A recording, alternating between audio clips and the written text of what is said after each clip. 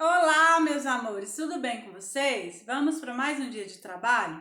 Para a gente começar o nosso dia, vamos orar? Feche os olhos aí e ora com a tia Andréia, tá bom?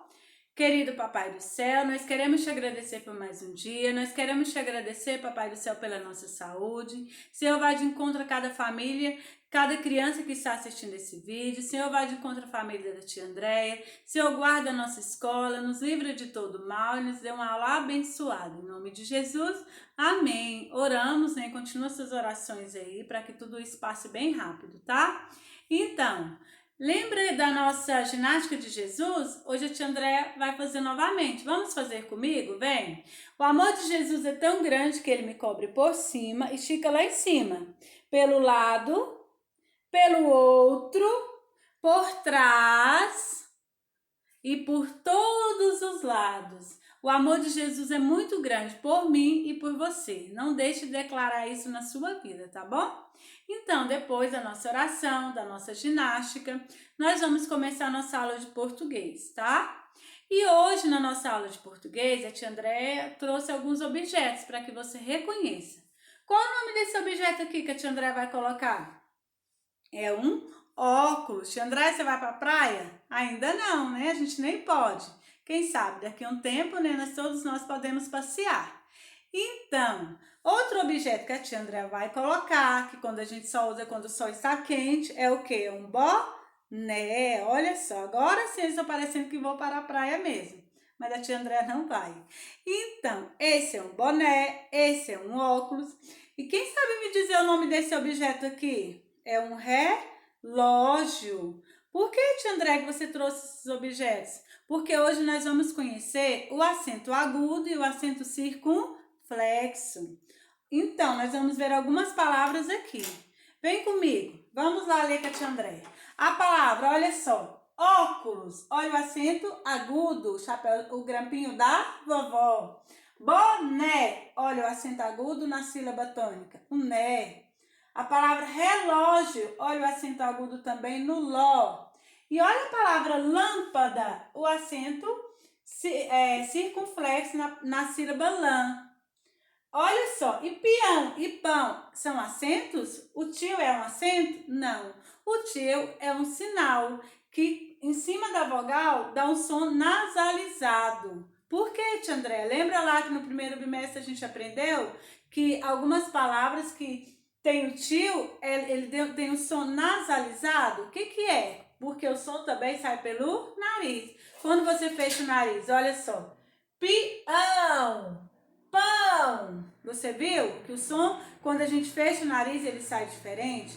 Então, o tio, ele não é um acento, tá? Ele é um sinal em cima das vogais para dar um som nasalizado, tá? Em cima das vogais A e O, tá?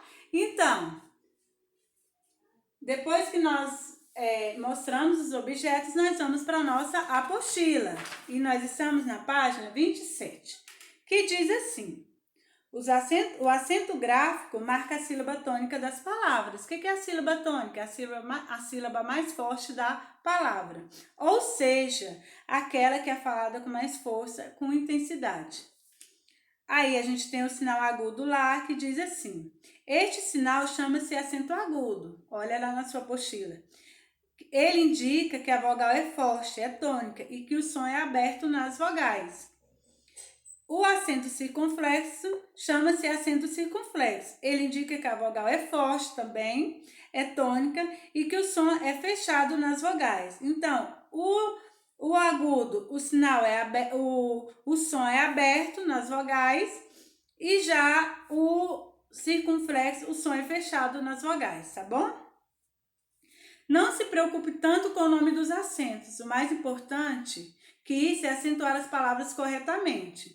E para acertar, é preciso treinar. Estude sempre as palavras novas que você for aprendendo, tá bom? Então, vamos para a nossa atividade?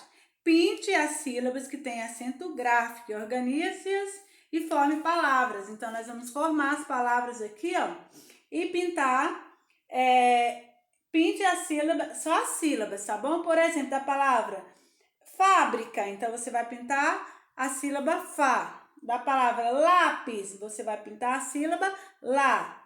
Da palavra dominó, você vai pintar o nó. Jacaré, você vai pintar o ré. As outras, com acento circunflexo, desculpa, é metrô, você vai pintar o tró. Lâmpada, você vai pintar o lã. Silêncio, você vai pintar o lém. Pânico, você vai pintar o pá, tá bom? Então, faça e organize as palavras e pinte a sílaba mais forte que está acentuada, tá bom? Já na página 27, nós vamos observar esses objetos, que diz assim: nomeie, nomear é o mesmo que dê nome às figuras, escrevendo as palavras na coluna correta, de acordo com o acento gráfico de cada uma delas. Então, a gente vai colocar aqui, nessa primeira fileira, o acento agudo, aqui o acento circunflexo. Aí tem os objetos lápis, óculos, árvore, lâmpada, xícara, chapéu, três, ônibus, robô e tênis, tá bom? Agudo desse lado, circunflexo desse. Nós vamos agora para a página 29, é uma linda história. Lembra lá que a gente já está aprendendo também nessa apostila o que é um conto? Um conto, ele tem que ter o início, o meio e um final, que geralmente é feliz. Lembra lá do Era Uma Vez? Então vamos lá. A Princesa e a Ervilha. Era uma vez um príncipe que queria muito se casar com uma princesa de verdade. Viajou pelo mundo inteiro à procura da noiva de seus sonhos. Atravessou desertos, florestas e pântanos. Havia princesa de sobra morando em outros reinos. Mas como provar que eram verdadeiras? Como provar que tinham sangue real? Não sabia responder a essas perguntas. Voltou muito triste e desiludido para seu castelo, sem a sua princesa. Uma noite desabou uma tempestade terrível. Trovões, raios e relâmpagos cortavam os céus. De repente, bateram à porta do palácio. Todos os criados estavam ocupados enxugando as salas, cujas janelas foram abertas pela tempestade. O rei em pessoa foi abrir a porta. Era uma moça que dizia ser uma princesa. Estava encharcada, tinha os cabelos escorrendo, as roupas grudadas no corpo. Seria mesmo a princesa? Era difícil de acreditar. A moça tanto afirmou que era uma princesa que a rainha pensou em um jeito de provar se o que ela dizia era verdade. Pediu uma criada de sua confiança que lhe empilhasse 20 colchões em um dos aposentos do castelo. Colocou sobre eles uma ervilha e ofereceu o quarto à hóspede. A moça estranhou a altura da cama. Para se deitar, precisou até de uma ajuda da escada. No dia seguinte, a rainha perguntou como ela havia dormido. Oh, não dormi. Não consegui dormir, respondeu a moça. Havia algo duro na minha cama e me deixou com manchas roxas no corpo. O rei, a rainha e o príncipe olhavam-se com espanto. A moça era realmente uma princesa. Só mesmo alguém de sangue real teria pele tão sensível para sentir um grão de ervilha sobre 20 colchões.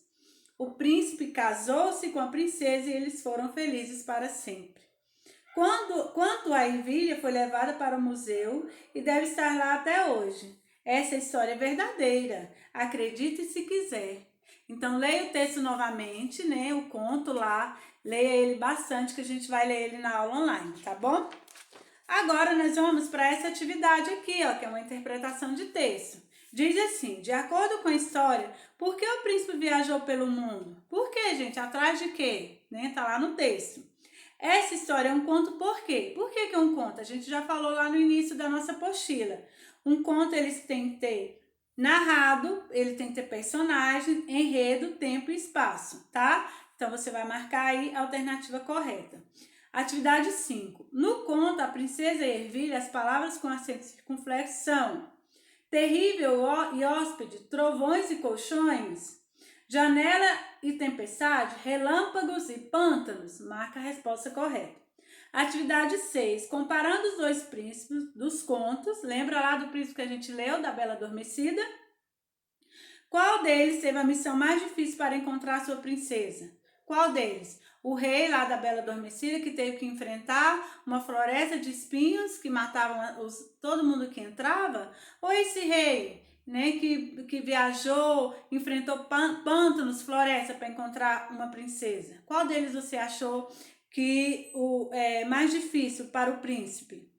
Atividade 7. Assinale a alternativa em que todas as palavras estejam com a sílaba tônica marcada corretamente. Aí você vai ler as palavras e vai ver qual letra que A, B, C ou D tenha as palavras acentuadas corretamente. 8. Assinale a alternativa em que todas as palavras estejam escritas corretamente. Então, você vai ver as palavras. Lembra lá palavras terminadas com E, palavras terminadas com I. Lembra que o E, ele só é E quando ele tem o som forte, não é isso? Quando ele tem o som fraco, tem som de I, não é isso? Então, dá uma lida lá na outra página e faça essa atividade aí com muita atenção. Já na atividade da página 31, nós vamos continuar falando do acento agudo e circunflexo. Olha só, escolha 2 palavras de cada quadro e forme frases com ela.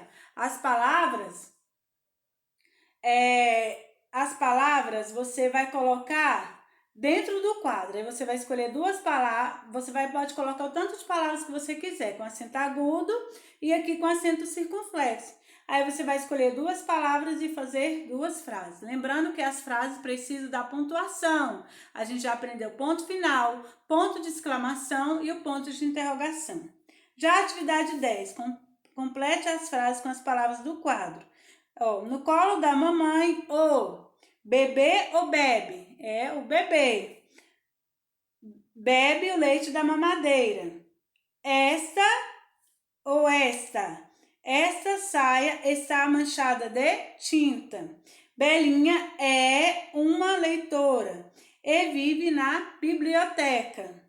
Andréa é uma sábia menina e gosta de ouvir o sabiá cantar no quintal. Então, você só vai organizar aqui as palavras do quadro nos espaços certos, tá bom? Nós terminamos português. Agora nós vamos para matemática. Olha só, nós vamos continuar falando de medida de massa. Aí tem uma tirinha que diz assim: o Geff diz, hora de ver quanto pesa. Hora de ver quanto você perdeu, Geff. Você perdeu peso. Suba na balança. Aí ele fez, espere. Aí ele foi lá e tirou o pelo, né? Aí ele falou, fique calado e me pese, ok? Então ele tirou o pelo para ver se o peso ficava menor. Aí eu pergunto, o que o gato Garfield fez antes de subir na balança? O que ele fez? Foi lá e tirou o quê? Por que motivo você acha que ele fez isso? Por que, gente? Para se sentir mais leve. A massa do gato Garfield não pode ter alterado muito sem os seus pelos. Mas o ser humano, quando usa balança com roupas mais pesadas, podem observar mudanças. Veja as ilustrações a seguir e depois complete corretamente a frase no item de acordo com as figuras e responda o que se pede. Olha só, o nosso amiguinho do coque pesou sem roupa e pesou com roupa. Qual é a diferença de peso dos dois? Aí você vai responder lá. Na primeira imagem, o menino está com a massa D, tá lá na balança. Na segunda imagem, ele está com a massa de... Qual a diferença de massa? Como que a gente vai descobrir? A gente vai pegar o peso da primeira balança e diminuir pelo da segunda. A gente vai achar a diferença aí. Letra C. Por que a massa da segunda balança está maior? Porque o menino está de... É só observar lá. Atividade 2. Veja qual é a massa corporal de cada criança. Aí vem a turminha do coque lá, ó. A Zula, a Lina, a Beth e o Jota. Aí a gente vai responder aqui, ó. Olha só. E o peso dele está junto. Quem possui menor massa? Qual dos personagens possui menor massa? Quem possui maior massa? Compare as massas de Lina e Beth. Quem possui menor massa? Então, nós vamos pegar a massa de Lina e diminuir pela massa de Beth e descobrir quem possui a menor massa. Quanto a menos? A gente vai fazer a continha lá. Quanto a menos? Quanto pesam juntas? Lina e Beth. Agora você vai somar. A massa da professora Elaine é igual à soma da massa de Jota e Beth. Qual é a massa da professora Elaine? Então, eu quero que você coloca lá o resultado. Soma lá o o peso de J e Beth para a gente descobrir o peso da professora. Meu irmão tem a massa de Zula e Beth juntas. Então, você vai somar a massa de Zula e Beth. Menos a massa de J. E você vai fazer duas contas, então. Vai somar a massa de Zula e Beth e depois vai diminuir pela massa de J. Qual é a massa do meu irmão? A gente vai descobrir, então. Aqui tem um quadro para você fazer as duas contas, tá bom?